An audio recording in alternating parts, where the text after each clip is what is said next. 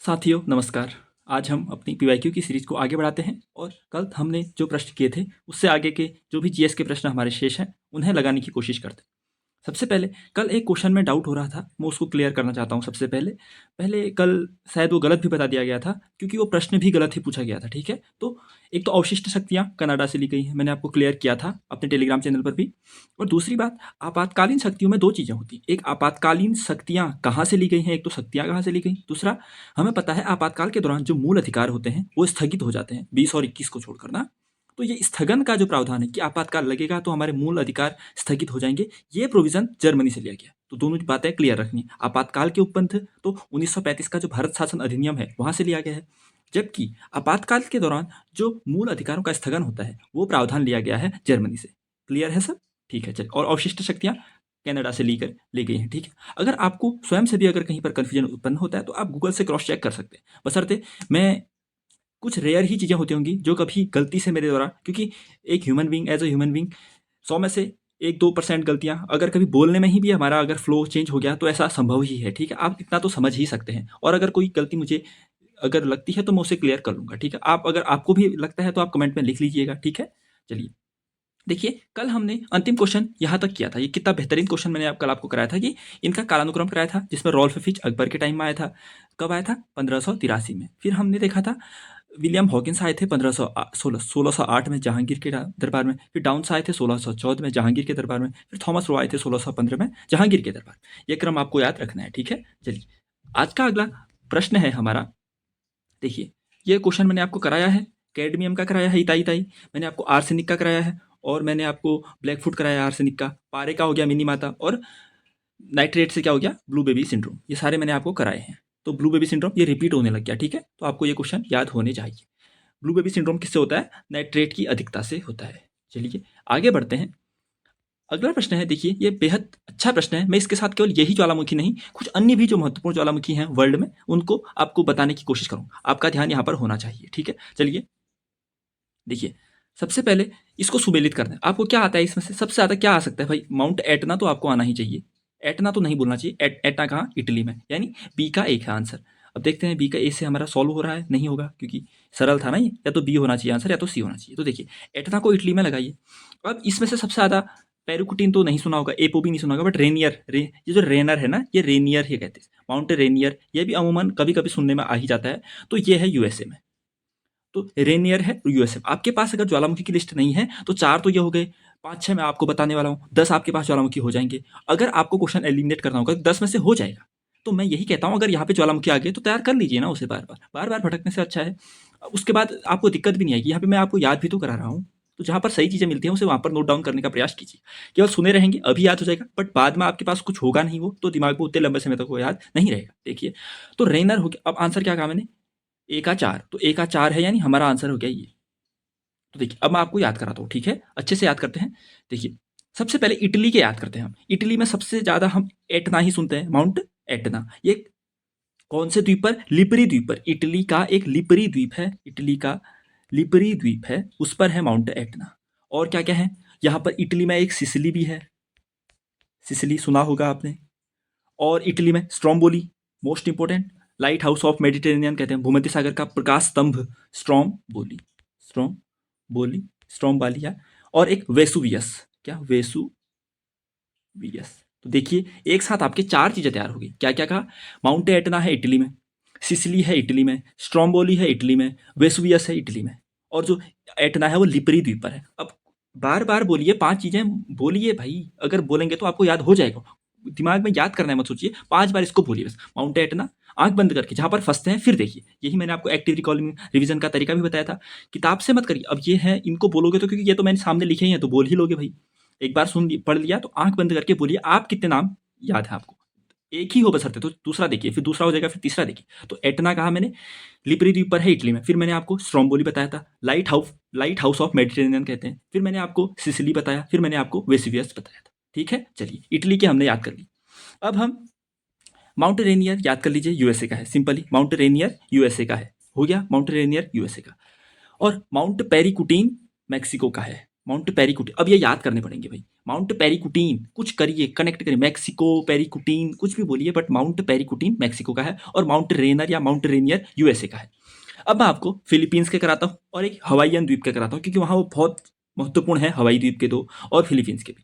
तो Philippines heading डाल दिया आपने, फिलीपींस में है माउंट एपो, क्या माउंट एपो फिलीपींस में है। और फिलीपींस के दो और याद करते हैं आपको, एक तो हो गया मेयो, माउंट मेयो और माउंट ताल। ये क्या है, ज्वालामुखी बता रहा हूँ ना, ज्वालामुखी पर्वत पर ही उभरते हैं, आकृति बन जाती है ना उससे, ज्वालामुखी पर्वत बन जाते हैं, तो इसलिए इनके आगे माउंट लगा है, ठीक है। तो फिलीपींस के हमने 3 याद किए, एपो, मेयो और ताल। एपो, मेयो, ताल, फिलीपींस में एपो, मेयो, ताल, ठीक है। इटली में माउंट एटना, सिसिली, स्ट्रोम्बोली और लिपरी द्वीप और वेसुवियस, और यूएसए में माउंट रेनर, मैक्सिको में माउंट पेरिकुटिन और फिलीपींस में माउंट एपो, मेयो और ताल, ठीक है। अब हम देखते हैं हवाईयन द्वीप के दो सबसे महत्वपूर्ण, याद रखने आए, हवाई द्वीप। आपने अमूमन सुना होगा, हवाई द्वीप कहाँ है, ये प्रशांत महासागर में है, प्रशांत महासागर में है, यूएसए के हैं। किसके हैं, यूएसए के हैं। इसमें दो हमें ज्वालामुखी याद करते हैं, बहुत महत्वपूर्ण है। एक तो मोना लोआ, आपने नाम सुना होगा, ये नहीं सुना है तो लिख लीजिए, मोना लोआ। और एक होता है किलाऊ, किलायू या किलाऊ। और ये पीवाईक्यू जो है ना, ये जीएस के पीआईक्यू, आप पीसीएस, कोई कमेंट में देख रहा था मैं किसी का कि वो पीसीएस के लिए आप तैयारी करा रहे हो, करे अरे भाई जीएस हर जगह पूछी जाती है और डीप की ही जीएस पूछी जा रही है। ये यूपीएससी वाला भी देखेगा तो ठीक है भैया, अगर फैक्चुअल उसने पूछ लिया कौन से महासागर में, तो वहाँ भी बन जाएगा, पीसीएस भी बन जाएगा। बट आपके एग्जाम्स में पूछ लिया मोना लोआ द्वीप कहाँ का है, तो जीएस, यही तो कहता हूँ भाई, अकबर पढ़ रहे हो तो आपके वहाँ आने वाला है, तो पीसीएस में भी आने वाला है और यूपीएससी में भी आने वाला है, तो जीएस तो सब जगह समान है ना। तो ऐसा नहीं है कि एक हर जो भी तैयारी कर रहा है मतलब कॉम्पिटिशन की, उसको ये वीडियो देखनी चाहिए, मैं ये मानता हूँ। इससे आपको पीवाईक्यू का एप्टीट्यूड डेवलप होगा, देन एक्स्ट्रा इन्फॉर्मेशन जो मैं आपको दे रहा हूँ उससे आपका वैल्यू एडिशन भी होगा और थोड़ा इनरिचमेंट तो होगा ही आपका कंटेंट, ठीक है। तो हवाई में हमने क्या देखा, हवाईयन द्वीप में दो, माउंट मोनालोवा और किलायू, मोनालोवा और किलायू हुआ याद। एक बार सारे याद करा दूं आपको, देखिए आप कितनी आपकी एक्टिव रिकॉल की क्षमता है। देखिए देखिए, मैंने सबसे पहले इटली के कराए, एटना कराया, और क्या कराया, सिसिली कराया, वेसिवियस कराया, स्ट्रोम्बोली कराया, और एटना किस पे, लिबरी द्वीप पर। यूएसए का रेनियर कराया, पेरिकुटिन मैक्सिको कराया, फिलीपींस में 3 कराए, एपो, ताल और मेयो कराए थे। फिर हवाईयन द्वीप के 2 कराए, किलायू और मोनालोआ। देखिए एक ही में आपके 12 से 13 ज्वालामुखी याद हो गए आपको। अब कोई दिक्कत नहीं आएगी बाद में, अगर कभी क्वेश्चन बन गया तो बन गया भाई, अपनी तरफ से तो तैयार रहिए। अब देखिए ये वैसे कुछ काम का है नहीं, बट मैं आपको सिंपल कह रहा हूँ, अगर ये क्वेश्चन आपको नहीं आता है बट आप पढ़ोगे तो आंसर निकल जाए।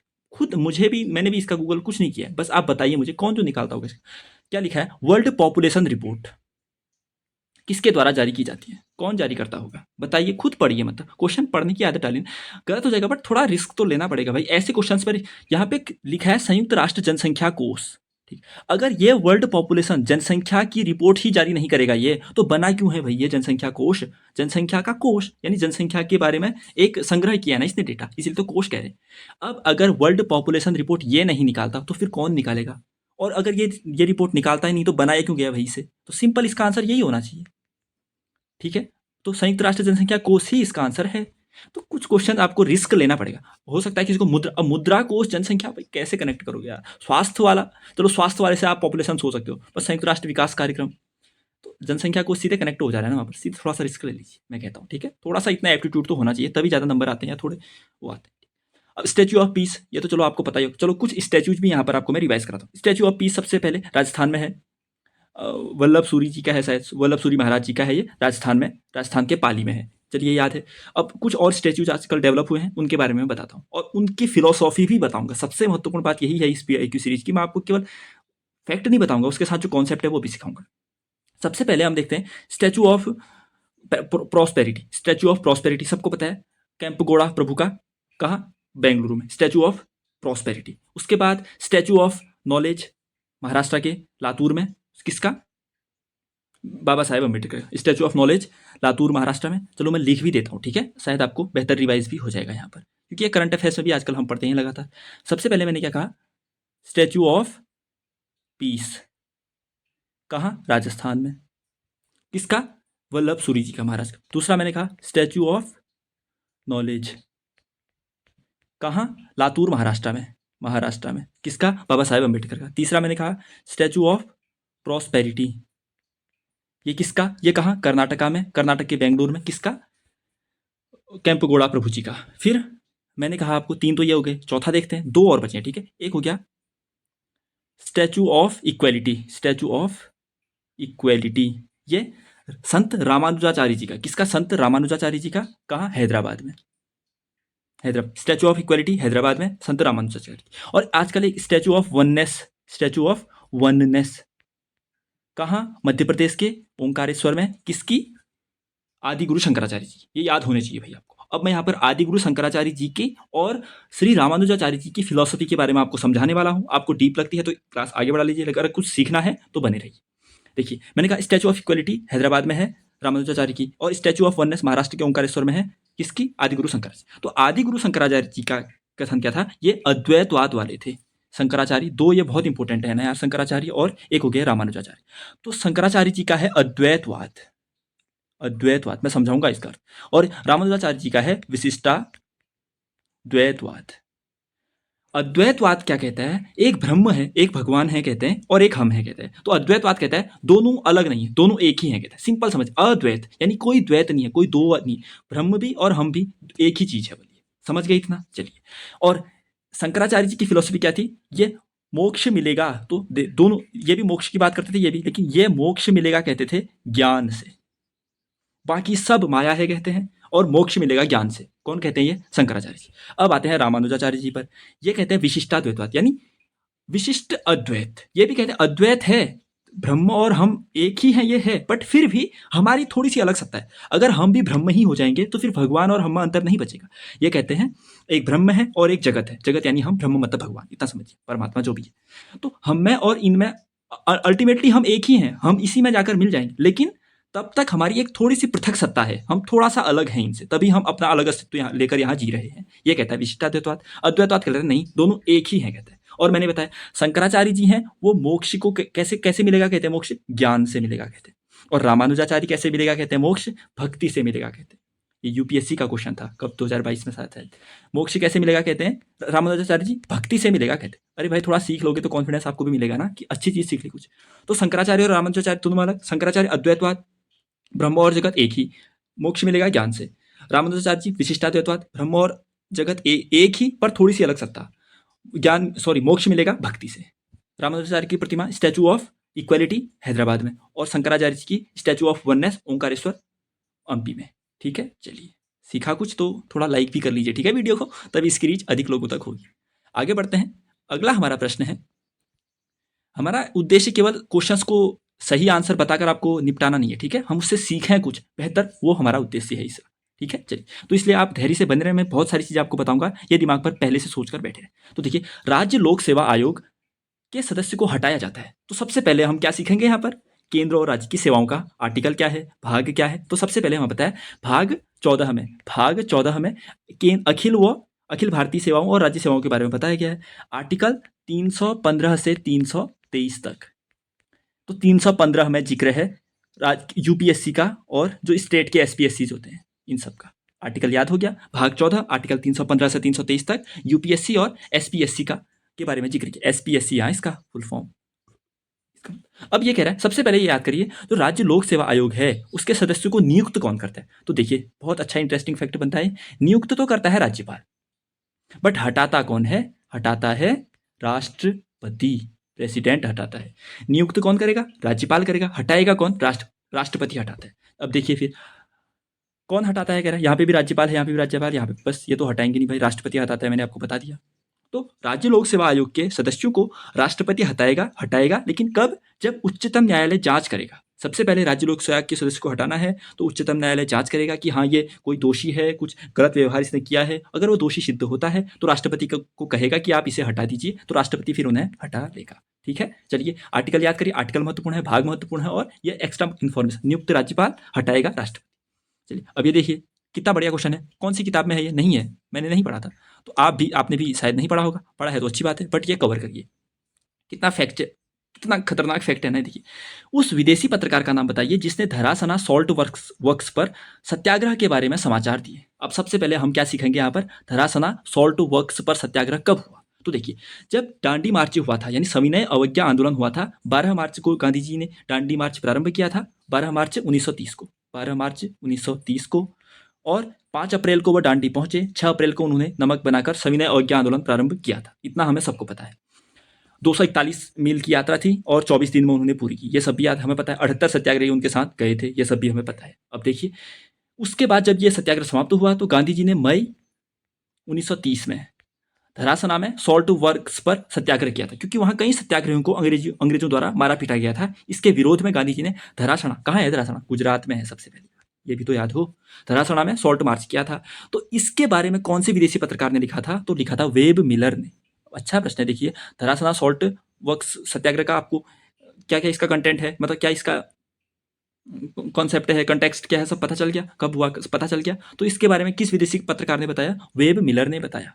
ठीक है, ऐसे क्वेश्चन यहाँ भी बनेंगे। आप जब एक्स्ट्रा नॉलेज लेकर जाएंगे ना एग्जाम में तो आपको कॉन्फिडेंस आएगा। ठीक है, आपको एग्जैक्टली इस बार देखिएगा, आप बदलाव देखिएगा खुद के एग्जाम देने के दौरान। अगर आप हमारी पीवाईक्यू की सीरीज में बने हैं ना, ये जीएस की, आपका एप्टीट्यूड कुछ ना कुछ डेवलप हो रहा हो, आपको पता नहीं है हो रहा है, लेकिन हो जाता है, वो खुद अंदर से बिल्डअप होने लगता है, वो धीरे धीरे, अचानक नहीं उभरेगा, बट धीरे धीरे धीरे धीरे ही कंटेंट ऐसा इंग्लिश हो जाएगा, आपका दिमाग इस इतना कॉन्फिडेंस में आ जाएगा कि आप नहीं आने वाले क्वेश्चन को भी पढ़ेंगे और सही करेंगे।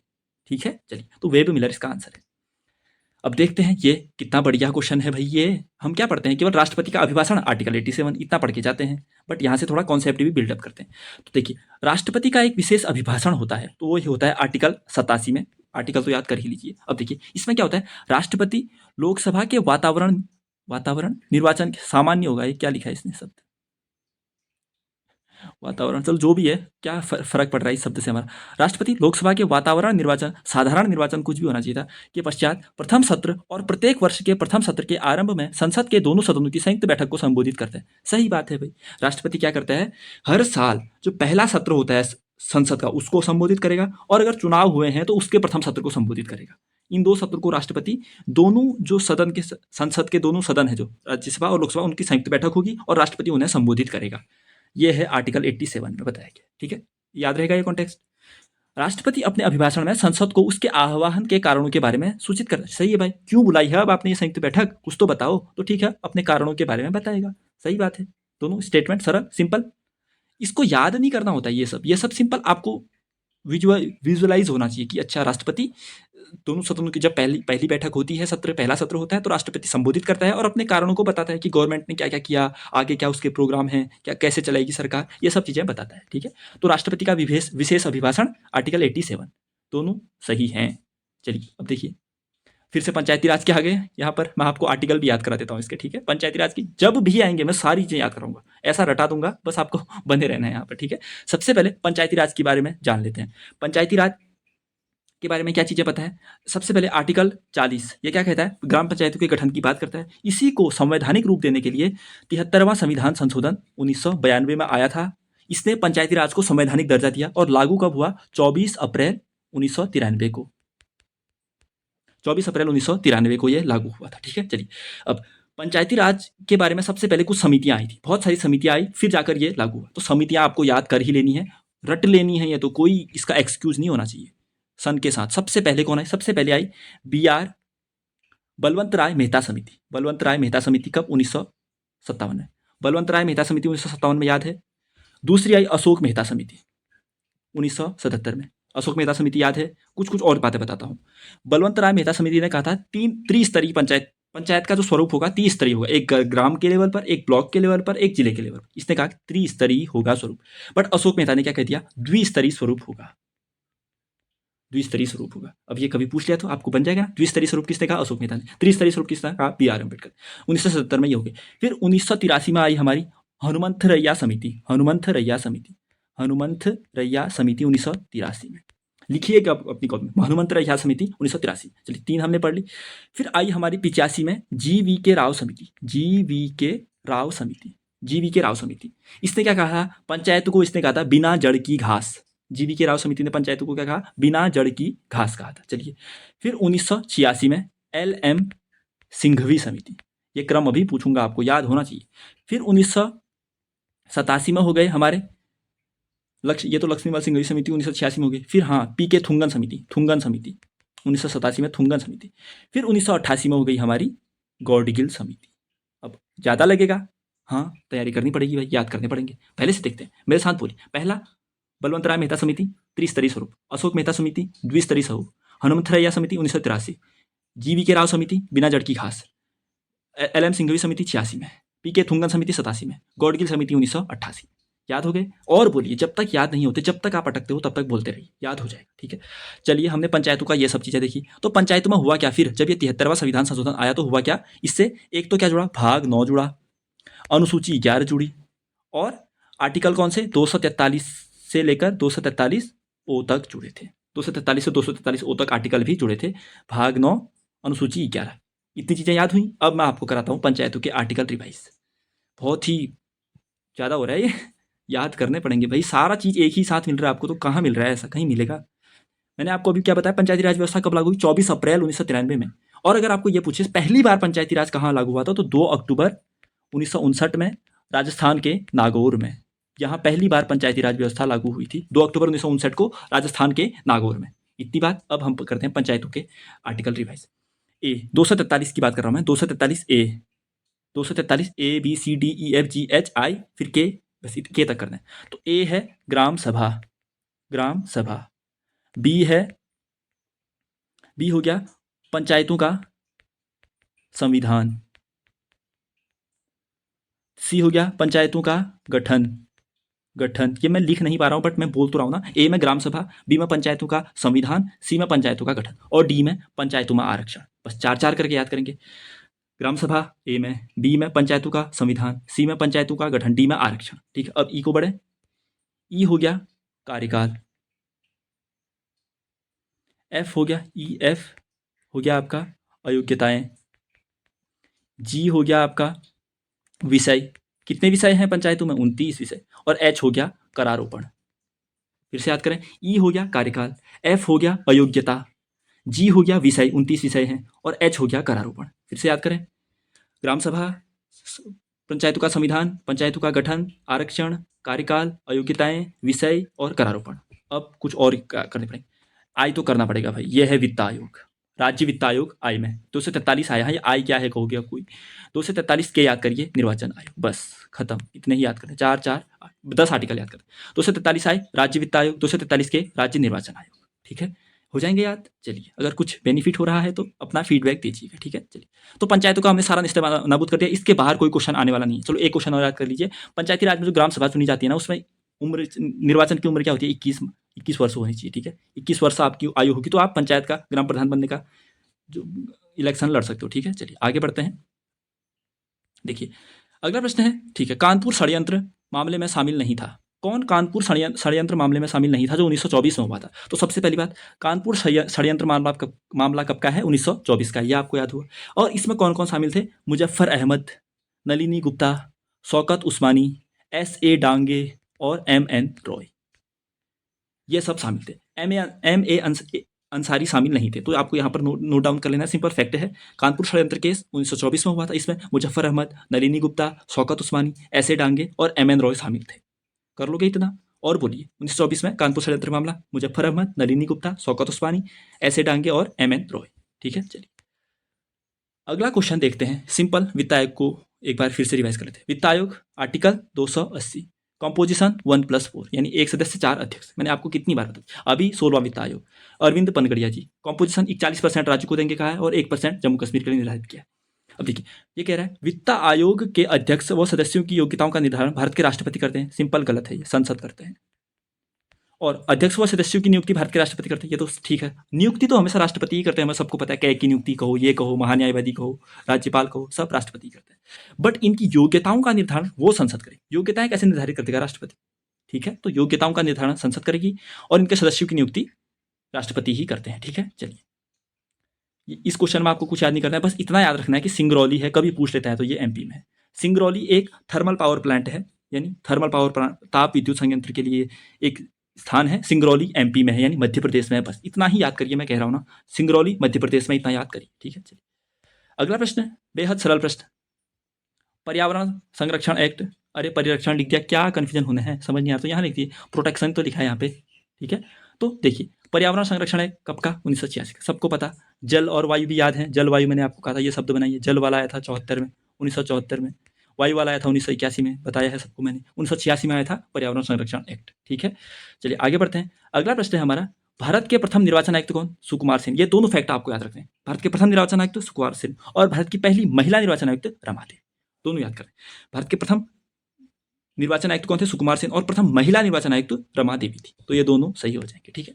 तो चलिए, आज की क्लास कैसी लगी अपना फीडबैक जरूर दीजिएगा। कुछ सीखा आप अपना, क्योंकि इसी से मैं प्रोत्साहित होऊंगा, और क्लास को शेयर करना अनिवार्य है सबके लिए, ठीक है। तभी हमारे साथ अन्य साथी जुड़े। तो ठीक है, आज की वीडियो के लिए इतना ही। मिलते हैं अगली वीडियो में, तब तक के लिए धन्यवाद, नमस्कार।